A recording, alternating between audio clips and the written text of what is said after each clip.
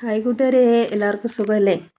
അപ്പോൾ എൻ്റെ ഒരു PSC പഠന നിലവാരമാണ് ഈ കാണുന്നത്. ആദ്യം കിട്ടിയ മാർക്കാണ് 47.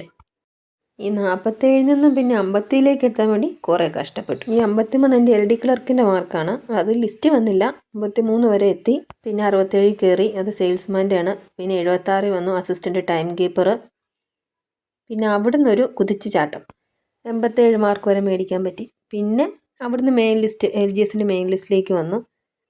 ഒരു മെയിൻ ലിസ്റ്റ് എത്തിയപ്പോൾ അതിൻ്റേതായിട്ടുള്ളൊരു സന്തോഷമൊക്കെ ഉണ്ട്. ഇപ്പോൾ കുറച്ചും കൂടി പഠിക്കാനുള്ള ഒരു ആഗ്രഹവും, ഇഷ്ടപ്പെട്ട് പഠിക്കാൻ തുടങ്ങി. നമ്മൾ എത്രത്തോളം നമ്മുടെ നെഗറ്റീവ് മാർക്ക് കുറയ്ക്കുന്നു, അതാണ് നമ്മുടെ റാങ്ക് ലിസ്റ്റിലേക്ക് എത്താനുള്ള ഒരു നീളം കുറയ്ക്കുന്നത്. ചില എക്സാമിനൊക്കെ പോയി കഴിഞ്ഞാൽ നെഗറ്റീവ് തട്ടിയിട്ട് നേരം കാണില്ല. പക്ഷേ നമ്മൾ OMR ചെയ്യുന്നതനുസരിച്ച് നമ്മൾ നെഗറ്റീവ്, നമ്മുടെ തെറ്റ് നമ്മൾ മനസ്സിലാക്കണം. നമുക്ക് ഏറ്റവും അറിയാവുന്നതായിരിക്കും നമ്മൾ ആദ്യം തെറ്റിക്കുന്നത്, ഏറ്റവും ചെറുതായിരിക്കും ആദ്യം തെറ്റിക്കുന്നത്. അതുകൊണ്ട് എന്നും എന്ന് പറയുന്ന പോലെ OMR ഷീറ്റ് വെച്ച് PYQ ചെയ്യാം. അപ്പോൾ ഇന്നത്തെ ഇത്രയൊക്കെ ഉള്ളൂ.